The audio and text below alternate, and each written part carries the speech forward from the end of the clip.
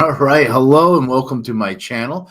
My name is Cody C. Engdahl, and I'm the author of five novels and two nonfiction works. This is my channel in which I share my journey with you. I do not claim to be an expert in anything, but I am a guy who has some experience in writing and publishing and marketing novels, books, but novels specifically. And I've done a pretty good job so far. I'm pretty happy with the result. And of course, I got a long way to go. And I would like you to share this journey with me. You may be a writer yourself. And if you are, I'm rooting for you. And you may be a reader or anything in between. Everybody's welcome here. So please, if I have sufficiently made you feel welcome here, will you, to use the vernacular of this, okay, smash that like button, give me a subscription or a subscribe. If you subscribe, it doesn't mean anything, it doesn't cost anything. All it means is that you'll see when I have posted a video that there is one for you to watch me get onto YouTube. Give me a comment. I would love some comments. I'll reply to them all until I get to the point where I get a lot of them, but that's a long way off. So if you want to give me a comment, I'll be sure to reply to it. Even if I tell you what, I'll even take a mean one. How about that? Give me a mean comment, please. Yeah, let's get on. So the topic of today is, yes, once again, I'm doing another review of another Angus Donald book. And the reason why is because Angus is doing a kind of an experiment. It's nothing new. It's an old thing, actually, but he is writing a novel in a series of episodes, and the episodes are like 5 to 6 chapters, about 70 pages, 20,000 words. Once he has, I think, about 4 or 5 episodes, it's going to be a novel, and that's going to be novel 1 of a trilogy. So you have a trilogy, which could be more than a trilogy, who knows, but I think it's a series, which probably going to be a trilogy about King Arthur. And that trilogy is broke up into, guess what, 3 books, right? Trilogy. And then the books are cut up into episodes, and the episodes come out, he says, about every month. I won't hold it against them if that's not always the case, because Angus Donald is a big commercially published author who has got a lot of responsibilities. He has another series, and don't ask me for the name of it, but I think it's something to do with Vikings or Anglo-Saxons, and the mix of the two, that's with a publisher. And he also, I think he has got a book about an Englishman who ended up fighting for the Mongolian Empire. I'm pretty much committed to reading that when that comes out. That seems really interesting. I like that trope of somebody taken out of their environment and put into something that is unfamiliar to them and uncomfortable. I feel like I've been in that my entire life, so I feel like it's something I can identify with. So the reason why I'm doing this back to back is because I read the first episode, which is the first 5 chapters of, let me see if I get this right, The Broken Kingdom. And so episode 1 was chapter 1 through 5 and the prelude. And then episode 2 is chapters 6 through 11. So because of that, I will say this, I'm not a very fast reader. It's not that I don't read fast when I read. It's that it takes me a long time to read a book because, I guess I am making excuses. So here are my excuses. Because time. It's everybody's excuse why they don't read, or why they don't read as often as they should. A lot of my reading time is spent on research for the work I'm working on. But I don't want to get that in the way of me reading novels, because I feel like as a novelist myself, I need to be reading other people's novels, not so that I'm merely not a hypocrite, but I learn, especially reading people. Angus Donald is a lot further ahead in his career than I am. He's a man who's had quite a bit of success, and he's a author that I personally like as a reader. In fact, I was reading Angus Donald before I started writing my own books in earnest. I've been writing short stories and attempting novels since like middle school, but so it's a joy to read his stuff. But before we get into that, let's we're going to do a little bit of a commercial, because ultimately, I'm going to be very transparent here. The reason why I do this is severalfold. First of all, I'm marketing myself, right? Like I'm an author.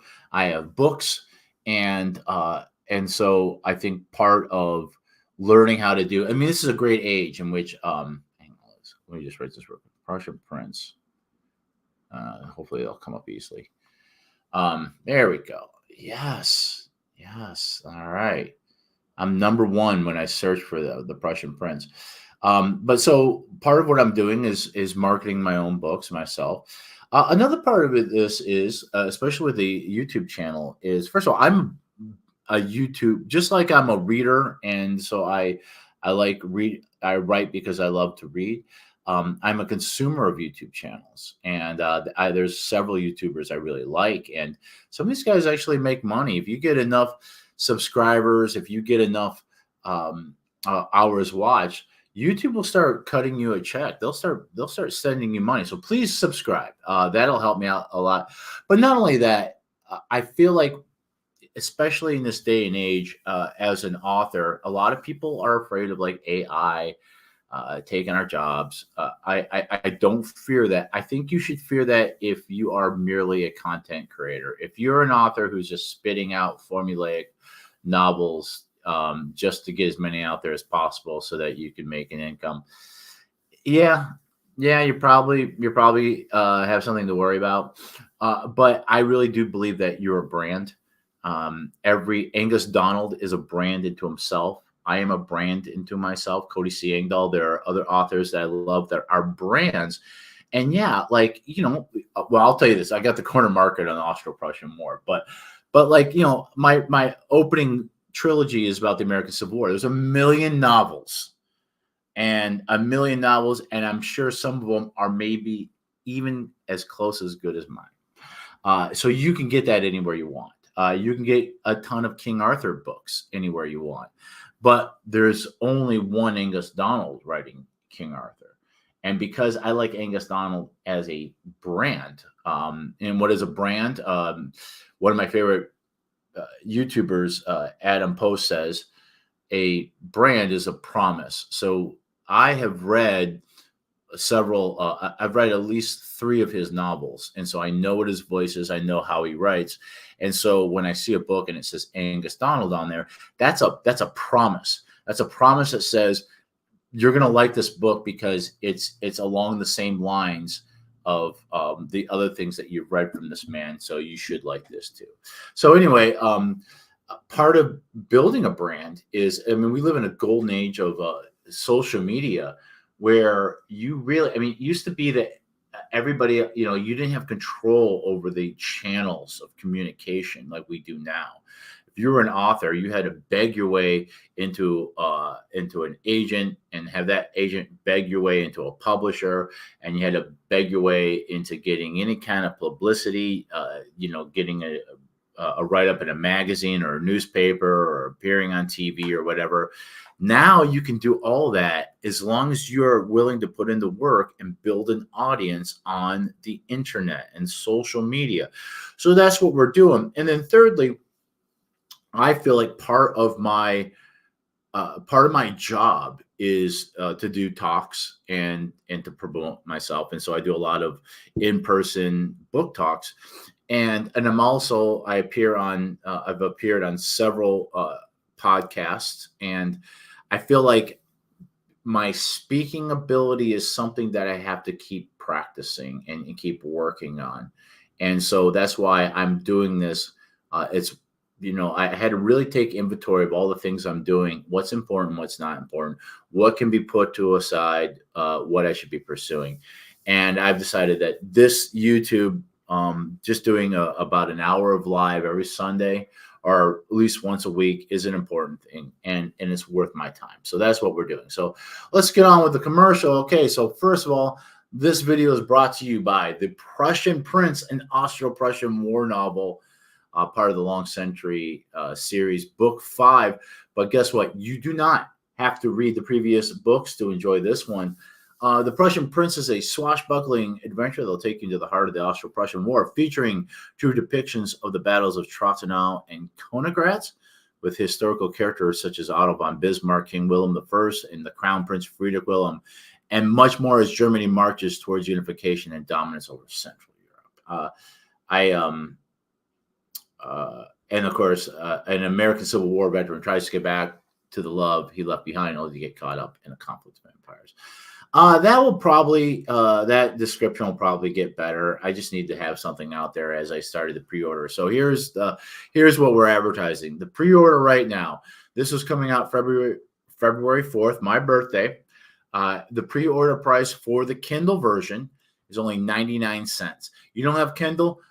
Guess what? You don't even need to buy a Kindle. I actually like to read it on an actual Kindle, but I read a lot on my phone. I downloaded, and even though I prefer to read it on a Kindle, the reason why I read mostly on my phone is it's a little clunky going back and forth. But this is what it looks like. I'm reading Annie Whitehead's. I think it's a book called "The Sins of the Father." It's a follow up to her book about King Penda, Britain's last pagan king. And the second book is like the aftermath after the big famous battle and what happens. And I really like her writing, and it's been on my list. I found it for $1, and usually if I find an author I like and they got one of their books out for $1, I'll go ahead and grab it because I'm a little bit of a starving artist, starving artist budget. So if I see something for $1, I'm gonna do it. So here we go. This is $1, 99 cents. If you pre-order now, it's a great novel. It's going to be $4.99 when it comes out. We're working on it. In fact, I'll talk about this a little later, but this is part of it right here. The first 9 chapters that Laura has done her editing, and today and tomorrow I want to be fixing these corrections and then sending that off to my mother, who is also one of my editors, while Laura works on the rest of the book. So we're going to get all this out on time by February 4th. In fact, I have to have everything uploaded and ready to go on January 29th to make sure that I hit that February 4th release date. But it's looking good. Oh, and by the way, this is just a kind of a dummy cover where it's close to what it's going to look like. But I have a friend of mine, Jack Scott. He's a creative services manager for I think 11 Alive in Atlanta, and but Jack Scott is a great, just a genius when it comes to like Photoshop and Illustrator and editing, and so he goes, your covers suck, and I go, yeah, I know. He goes, I said, but I don't really have money to hire anybody to do a better job. He goes, well, let me do it, and I said, okay. Jack and I are old friends who worked at WDIV in Detroit. We used to sneak out sometimes and go to daytime Tiger games, Detroit Tigers, when we were supposed to be working on something in the edit suite together. I was a commercial producer at WDIV. He was an editor. All right, so let's get to the story at hand. I think I've wasted enough of your time. I'm going to take that down. Here we go. Took that down, and I'm going to share this instead. All right. Okay. So, like I said, this is a very interesting way of delivering. This is what you tune in for, right? Delivering a story. It's a serial, and the way it works is that he is working on this. I think I talked about this earlier, and I got off track here, but he's a commercially published author. I think he's with Canelo, at least his recent series, but he's independently publishing this in between his other work. And this is and I like independence. I'm an independent myself, so I'm always rooting for independence. So what this is going to be is I believe a trilogy. It might be more, but it's a King Arthur trilogy. And what he's doing is he's releasing it in episodes of 5 to 6 chapters, and then once and so the episodes are $1.24, $1.25. It came out to be $1.36 with taxes, and I think it's 99 pence in the UK, and I don't know what it is with taxes out there. And it's in the EU, Japan, anywhere you live, you can get on board with this.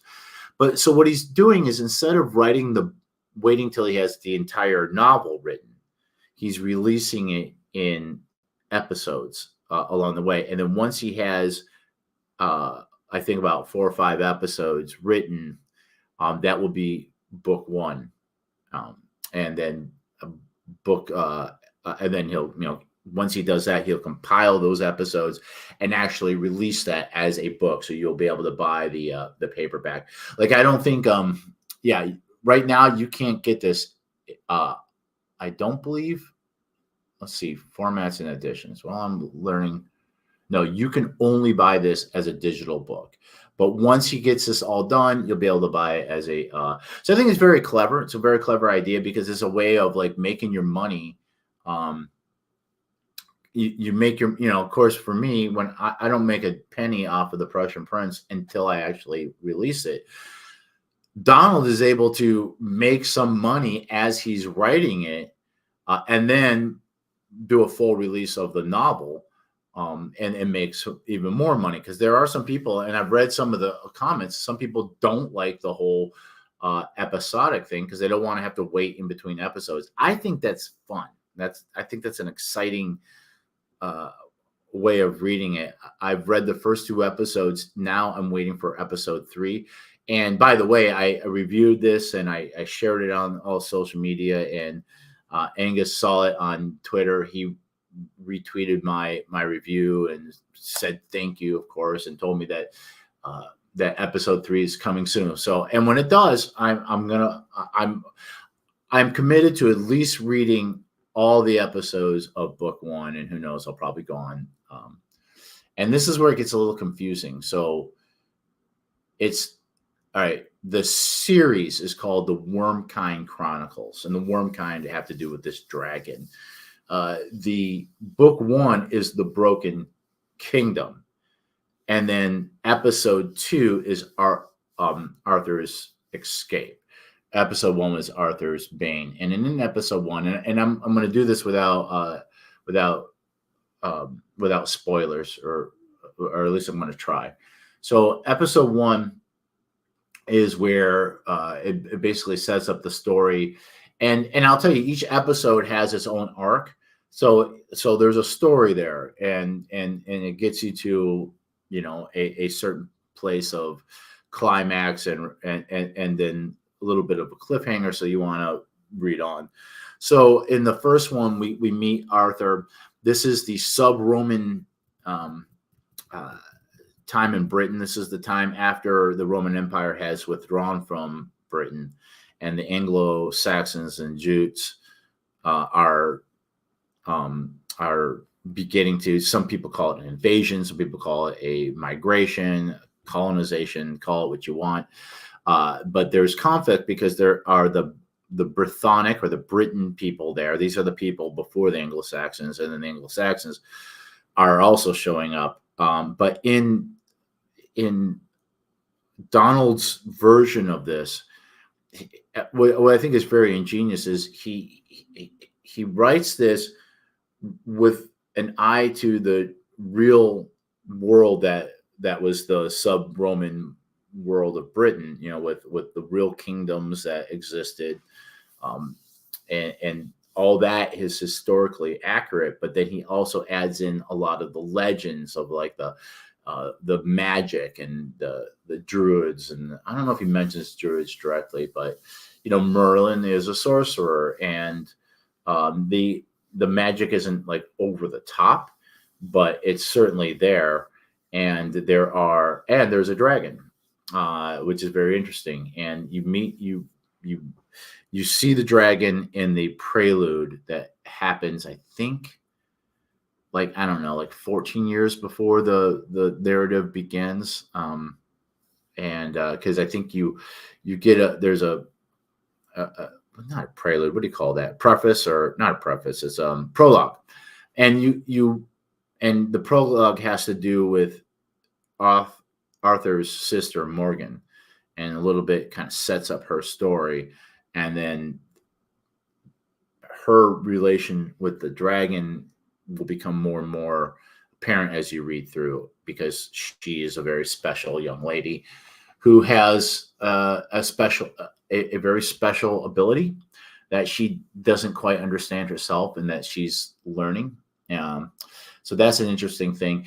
The episode 1 ends with, well, let's just say things go really bad for Arthur and his family and his father's attempt of uniting the Brythonic kingdoms, so that they can face not only the threat of the Anglo-Saxon invasion, but also this darker threat that's brooding over there to the east with the dragon, all that stuff like that. And but things don't go very well. And Arthur and he's not the one in charge. He's merely just kind of one of the guys on this mission to present his sister as a bride to a king in which Arthur's father wants to bring under his umbrella of overking of all these Brythonic kingdoms. And I'll just say things don't go very well. And it's quite harrowing what happens. It happens not just for Arthur, but for all over Britain. Something had been planned, and something happens, and now everybody's in great danger. And Arthur is able to survive this crisis, and he's at a crossroads in which he's got to he can run and hide, or he can become a leader and live up to his mission and regain his honor by going and fixing what went wrong. Well, part of what went wrong. There's a rescue in part 2, and I gotta say, the rescue is absolutely phenomenal. It's something I did not usually. I can figure things out. I didn't see it coming, but when it did come, I could see that Donald had laid the seeds there. He had laid the clues, so that when it does happen and it's a surprise, you're like, oh, of course. So in episode 2, that happens, and that's very thrilling. We start meeting and getting more into some more of the recognizable King Arthur legends start becoming more apparent in this. We start meeting some people. Arthur gets a very special sword, which is all part of, we get deeper into Merlin and his little group. And so and also kind of like the initial idea of the round table, warriors of the round table, and how that comes to be. It's a very clever way of telling the story. So this is what the description says. Arthur's Escape is the second episode of 5 in the Broken Kingdom, which is the first novel of the Wormkind Chronicles fantasy series about King Arthur, set in the post-Roman Britain. After the massacre at Penrith, Arthur and a small band of warriors are determined to rescue the Princess Morgan from the grip of the King Urien of Reged, probably butchering those words, and makes their escape back to Dumnonia, Vastly outnumbered, ill-equipped, and exhausted, they will need all of Arthur's guile and determination to succeed. Yes, I hope I didn't spoil the first one, because I think this description kind of lets you know where they are in the story. So I guess there's a little bit of a spoiler of the first one in there, and I'm sorry about that. So there's two versions. The first two versions are out. Donald says that he is going to have the third episode out soon. So I'm looking forward to that. Now, here's my review. Let's see here. And I love this. I don't know if Amazon is getting better with, because usually when you leave a review, it's not up for hours, if not like a day or so. I find now that my reviews are getting up within minutes of me. Now, maybe it's because they're using AI. Maybe because I've built a reputation with Amazon that, I give pretty good reviews, and I'm not going to,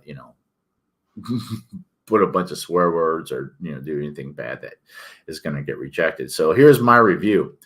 The headline: Reason to Keep Reading. I got on board because I was interested in the serialized format. I am not disappointed. Donald is releasing the story in 5 to 6 chapter episodes, about 20,000 words each, or about 70 pages. I think it's a great idea. It's a challenge and a promise that each episode will be entertaining and will make you come back for more. Donald rises to the challenge and keeps his promise. The story is a fresh take on the Arthur legends, with a well-woven mix of the historical and mythical elements of the era. The Romans have left Britain. Anglo-Saxon warriors are pouring in, looking for land and wealth.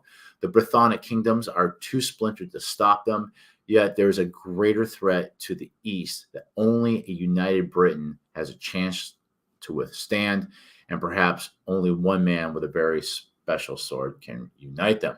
Episode 2 picks up in the devastating aftermath of episode 1. Arthur and his companions have been laid low with enemies all around them. They must swear absolute allegiance to each other if they're going to survive and redeem themselves for their failed mission. It's a matter of honor. There's a great rescue scene that did not seem coming, yet once it came, I was stunned at how brilliantly the seeds have been planted in the narrative before. Great writing by Donald. This episode fleshes out more of the recognizable Arthur legends and characters. I cannot wait for episode 3. So that is my review. And yeah, I'm really enjoying it. I'm going to be honest with you. I wasn't, if Donald had just put out book 1 and it's like, yeah, I'm writing King Arthur trilogy and here's book 1, I probably wouldn't have read it. I probably would not have been interested in it, because I have, and this is my feeling about the Robin Hood stuff too. Because, and I will say that his version of Robin Hood is by far one of my favorite versions. But it's like, okay, I grew up with the 1981 Excalibur movie, which is still one of my top 5 favorite movies of all time. And so that has always been Arthur to me. I've seen The Sword in the Stone from Disney. I loved Bernard Cornwell's version, The Winter King. I've had enough versions of the same story that I don't really feel like I needed another one. The same goes with Robin Hood. But a couple things, like I said about Brand, I knew this was Angus Donald. I like his writing, so I was a little interested to see what his take is on it. And but for the most part, the reason why I've read these was not because I wanted to read another King Arthur story, but because as an author, and especially an author who likes the serial format, and one of the authors that I try to emulate is Alexander Dumas, who wrote most of his novels as a serial that appeared in the newspaper. I wanted to see how this worked. So I decided to read it for more academic reasons, instead of I was interested in reading yet another version of King Arthur. I will say, I was delighted at how much I enjoyed it, and like I said, I actually like Angus Donald as a reader. He is one of the authors that I like to read. So it is a pleasure to read it. I'm really enjoying it.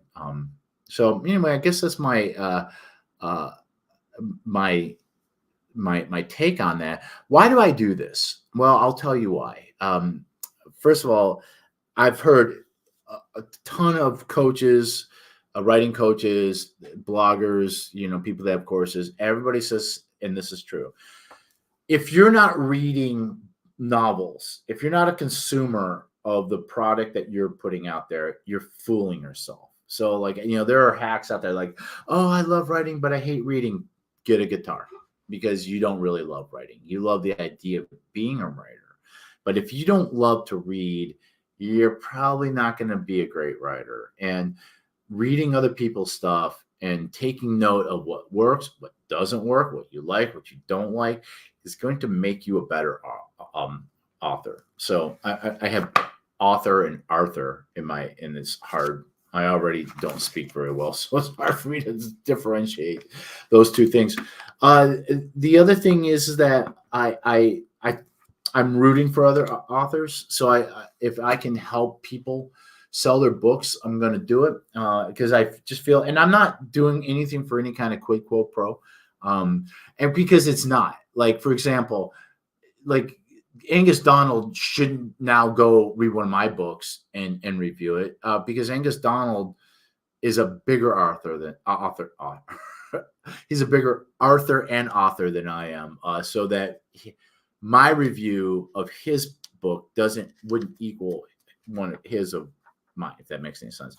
But I do think that having an opinion and putting it out there does kind of build my own readership, and maybe people see these reviews and get interested in the stuff that I write, which would be great. So I don't know. I guess that's why I do it. But here I'm very excited about this. I'm going to share this with you. I think this is the first time this has ever happened. So I promote other people's work on my Facebook group called Engdahl House of Readers and Writers. And if you're not a member of it, join me on Facebook on that, and give me a friend request on on there too. I control several pages, but the one that I'm active on is I'm me, Cody C. Engdahl, and I got plenty of room. I think you can have up to 5,000 friends. I think I have about 3,000. So there's plenty of room there. I have my micro publishing company called Engdahl House. The reason why I created that page is because I basically gave myself a job, and so I wanted to list that as my employer on Facebook, and you can't do that unless it has a page. So I created a page, but then I decided to let that grow. So I'm most active as Cody C. Engdahl, and if you friend me there, that's just my regular profile. You'll get not only like stuff like this, but my fiddle playing. Sometimes I'm just joking around because I'm kind of a clown, or pictures of Laura and me doing things together, or my cooking and things like that. Engdahl House is more official, so it's only my stuff, only Engdahl House content is on there. So like anything that has to do with me writing books or anything like that is on there.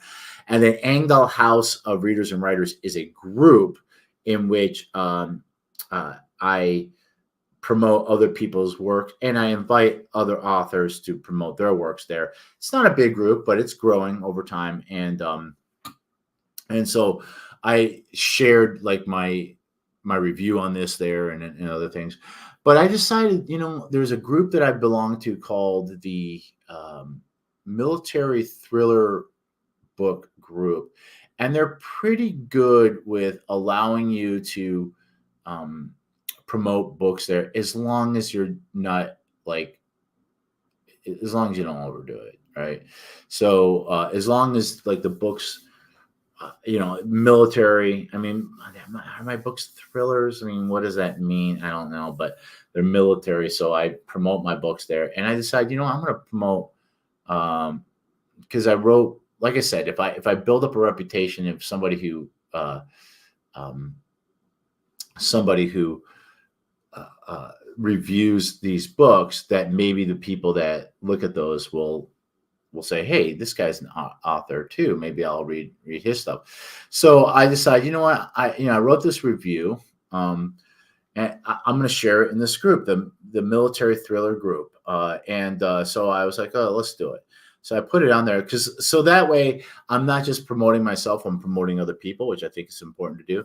So I posted that, and here we go. Steve Lepper, who this is his group, he's the administrator. He runs the page. Left this. I'm sold. Time to check it out. Thanks. So this is the first time I have direct evidence that I have literally sold someone else's book. And this is a great thing, because not only does Angus Donald get a new reader, but Steve Lepper is introduced to an author that he may not be familiar with. It's a great feeling. And Steve Lepper, he's always great with letting me post my own stuff in there. Let's see if I can find that. I mean, look at this. There's all sorts of great stuff in here. So if you like this kind of stuff, join this group. There's always. Sometimes it's authors who are promoting their own stuff. Sometimes it is fans posting other people's stuff. I'm scrolling through this because I'm seeing if I can find what I posted the other day, because I think it's really funny. Although my friend Ann Royster, who is actually a copyright lawyer, told me I better watch myself with this. Yeah, this is me. Okay. So I don't know if you know the story, but let's see if I can make this. There we go. I don't know if you know the story. Okay. But Walt Disney, and by the way, I'm one of those people who thinks Disney sucks now, and that even though I agree with the spirit of a lot of the social justice stuff, it's a little over the top, and I feel like they ruined everything. They ruined Star Wars. They ruined Marvel Comics. Everything. They ruined their own things. They ruined their own IPs, and so this has been a big thing on the internet. So Steamboat Willie has gone into the public domain on the 1st of January, and I think Disney had fought it off for a very long time, but they've run out of steam. Get it? And they can no longer protect the copyright. So now anybody can use Steamboat Willie, but you have to make sure you stick to Steamboat Willie and not later iterations of Mickey Mouse. So you got to be very careful about that. So I thought, okay, wouldn't it be funny then if and some people are doing some very terrible. There's a video game out there now in which Mickey or Steamboat Willie is a monster. I think they're going to do a horror movie like Winnie the Pooh, because that's what happened with Winnie the Pooh. Winnie the Pooh slipped into public domain, so somebody made a horror movie in which Winnie the Pooh and Tigger and all them are murdering monsters. Well, I don't want to disrespect. It's not Steamboat Willie's fault that Disney sucks. So I don't want to disrespect him, but I do think this is funny. So Steamboat Willie says, Steamboat Willie officially says, "Come on, kids, we're invading Austria." So I shared that in that group. So my friend Ann Royster is like, "You better watch yourself, bucko, because they're very litigious." And she's right, but I do feel like Disney's got bigger problems than some jackass like me, making a little bit of having some meme fun with their character. I think if I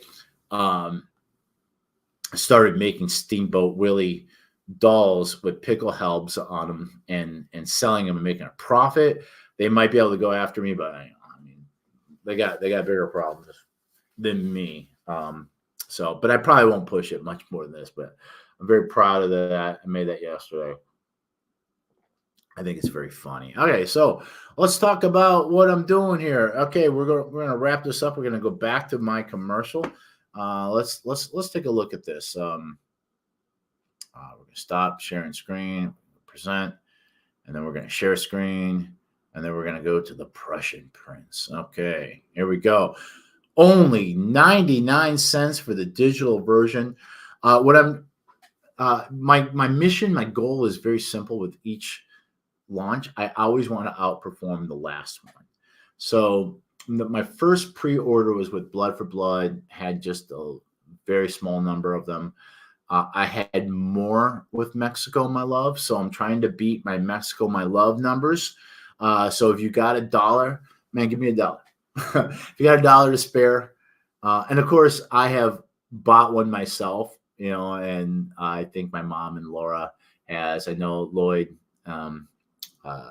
Elmore Jr. bought one, but I'm trying to beat my numbers from Mexico, My Love, my last launch, and then just sales in general. I keep track of the sales for the first 5 months of a launch, and Mexico, My Love ended up being my best launch ever. Although there was a very interesting dead spot in it. Basically, I launched that the day after Thanksgiving, and I had an initial surge of sales because there are people who follow my series who are going to buy the book as soon as it comes out. But then after that initial round of loyal readers, friends, and family, the sales just flatlined, and then it didn't pick back up. And I was really worried because my first book outside of the Civil War. So I thought, oh shoot, maybe no one's going to like this. And it turns out that no, it's because it was the holiday season and nobody's buying books for themselves or have time to read. So right after Christmas, the sales started picking back up, and in the end, Mexico, My Love was my best launch ever. So I'm not going to count the nonfiction books. Rampage on the River came out. It was book 1, my very first novel ever, and I had my first surge of sales because the American Civil War was about slavery. It came out about 6 months prior, and that had a little spike, and then a little, it kind of settled into what it was going to be every month. Same thing happened with Rampage on the River, where all of a sudden, boom, I had a nice first month arc, and that lasted maybe a month or two, and then it settled into something that was not as high when it first came out, but higher than when I just had the slavery book. And then book 2, The Perils of Perryville, was kind of an anomaly because it came out in February 2020, right when COVID hit. So it did about the same as Rampage on the River. And ultimately, though, it performed just a little slightly less than Rampage, which at the time I thought, okay, that's natural because you're not going to get everybody who reads book 1 isn't going to read book 2 and so forth. But I now think because of my performance since, I think a lot of it had to do with just the downturn of the economy and all the chaos that came with COVID. So because when book 3 came out, I had a huge surge in sales, and not just a surge for book 3, but all of a sudden book 1 and 2 started selling really well. And that lasted longer. And then when that settled down, where it settled down to was much higher than where it had settled down before. So with each book, I get a bigger surge in sales that lasts for a few months, and then it settles down into the doldrums of what I can kind of count on monthly. And that monthly average, what I can count on, is higher after each book. So we'll see what happens when The Prussian Prince comes out. I'd like it to outperform. I'd like each book to outperform the last. We'll see what happens. I get a lot of people, both when they buy it directly from me at a show and online, who buy the whole series. I wonder how long that's going to last. How far into the series can I go where people are going to read the whole series? I do have ideas I have 2 other series that I have ideas for, and plus other standalone novels. The series I'm writing right now is like 10 or 11 planned books. We'll see. I'm already started on the next one. Where am I with this? Okay, so like I said, what I do, and these are printed on back So that's why it looks so thin. But this is 9 chapters of the Prussian Prince.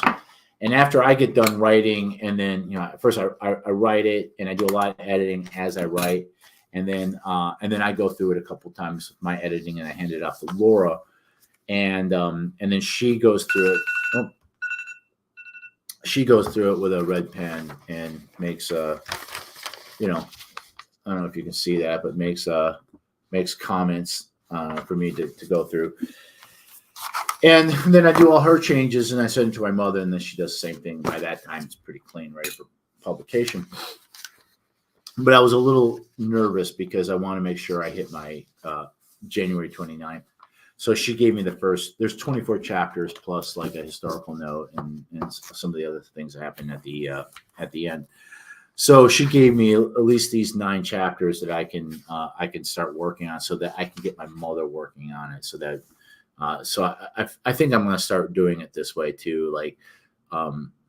Like instead of waiting for me to edit the entire book, once I get like the first 6 chapters, kind of like Angus Donald, episodes, get them to Laura so I can get her working. Because she takes a little bit longer than my mom does, which I'm grateful for, because I mean, what Laura does for me is worth thousands of dollars. And if you don't have a Laura, and let me just tell you, Laura isn't just like my girlfriend. Which she is, of course. She's really like my de facto wife, but also Laura is, college educated. She's got a master's degree from Vanderbilt University in lab management, and she manages a biology lab. And she has published academic papers, and she's got a far better mind when it comes to like grammar. And she's very detailed. Like I'm kind of creative and big picture. She's very detail oriented. I see the forest. She can see the trees. So she's very qualified to be doing this work, and probably could do it professionally if she wanted to, but she doesn't want to. So don't go hitting up my girlfriend to edit your books. And then my mother was a creative writing major in college. I think she's got a bachelor's from Eastern Michigan. My mother's been in television all my life. She was a commercial producer. Now she works for like a nonprofit political organization in Michigan. But she's also like a writer. She wants to write novels herself. She just needs to get started, really. And yeah, between the two of them, we put out pretty good books, I think. Pretty clean, where the grammar and the typos are all fixed. And of course, if there's any inconsistencies or big plot holes or anything like that, they're going to let me know, and we can fix those as well. But I put in a lot of work on that beforehand to fix most of that stuff. So anyway, yeah, give me $1, man. It's only it's going to be $4.99 for the Kindle version when it's out. And then the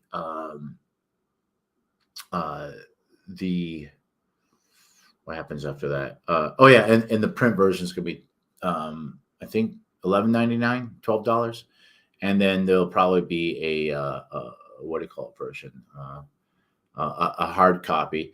I am going to be doing a book talk on the 18th. I guess I'll talk a little bit more about that next week. It's going to be in Germantown, outside of Memphis. It's at a Sons of Confederate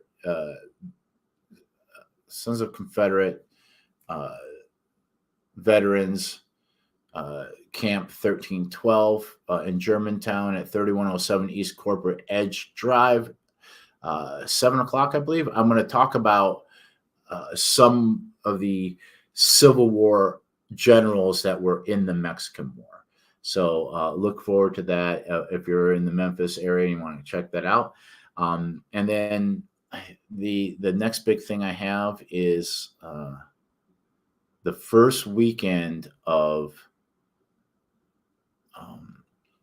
March. I'm going to be at the Mid-South Civil War show, Mid-South Military History and Civil War show at the Landers Center in South Haven, Mississippi. That's just south of Memphis. It's just, it's in Mississippi, but it's just south of the border of Memphis, Tennessee. So that's a great show. They're giving me a table there, and I usually do pretty well. I've sold a lot of books there. I get invited every year, and this is my first year that I'm actually going to be doing some speaking. Currently, let's see, are we running any promotions right now? Right now, we are not running any promotions, so everything's at full price. Although I think my prices are very reasonable, I want to make it sure that my prices are well within somebody's what's the word I'm looking for? Impulse buy. Because, and here's the thing, because I'm an independent, so if I were commercially published through a big publisher, my books would be a lot more expensive because a lot more people have to make money off it. You would have agents that get their cut, and you would have the publisher have to make their profit, and all the overhead of running a publishing company, all that kind of stuff. So as an independent published through KDP, I'm able to cut my costs quite a bit. And so that's why my books are always going to be a lot cheaper than somebody who's through a big publisher. I mean, there are people that have Kindle books out there that are like $15, $16, $17. My most expensive Kindle book is $4.99. That's usually the latest one. And eventually I drop price because because I'm not famous. I'm not J.K. Rowling. I'm not Stephen King. I'm not even Bernard Cornwell. I'm not going to ask you to take a chance on me and spend $15. And by the way, when you spend $4.99 on my novel and you spend $15.99 on Bernard Cornwell's novel, Bernard and I probably make about the same amount of money. I get a bigger share of my royalty because of I'm an independent, because there's not so many layers of people between me and the readers. See what I'm saying? Anyway, $4.99 once this comes out, but you can get it right now for 99 cents. And February 4th, I'm locked in. Bam! Because no matter what, as I do each draft, so I write the whole thing. That's draft one. It's uploaded. So if I die, that would have been published. However, I did my edits and uploaded draft 2, so that's there. And when I get done with Laura's version, that'll be draft 3, and that'll be uploaded. So it gets better and better and better. And even if I die today, something's coming out on February 4th, the whole book, but there might be some typos, but they will be all taken care of by the time we get there. So anyway, I love you guys. By all means, if you have authors out there like Angus Donald that you love, give them some stars. We need as many stars. A lot of times Amazon won't show people a book unless it's above 4 stars or higher, which is tough because that means a lot of people have to give you 5 stars. That means a lot of people think it's perfect. And there's always going to be people that are going to give you 1 star because they don't like you because of this or because of that. Before we go, can I show you guys one more thing? I got a great review. I'm very happy about it. And it's a 4-star review. And I'll tell you, I would prefer 5-star reviews. Of course I would. But I do think that 1-star reviews are usually just haters, and 5-star reviews are fans, super fans. 4-star reviews, 2-star reviews through 4-star reviews might be a little bit more honest, because they're neither. They're not a super fan. They're not a see. I guess I'll do this. The Perils of Perryville. Perils of Perryville. It's my second novel. It's one of my favorite. I mean, of course, I love all my novels. They're like my children. And I think they're all good, from the first one to the latest one. There are different things about each one that I really like. This is in some ways kind of like my favorite novel that I've written. And I think the reason why is the first one I wrote, which I think is very good, was just really, there's so many people who spend their entire life saying, one of these days I'm going to write a novel, and they never get it done. They never do it. So the first one was me breaking that because I spent my entire life because I was, back as far back as the sixth grade, I had been planning on writing and wanting to be a writer and writing and writing short stories. I finally did it. I finally broke through. I wrote the novel, got it published. People all over the world started reading it and buying it. Great.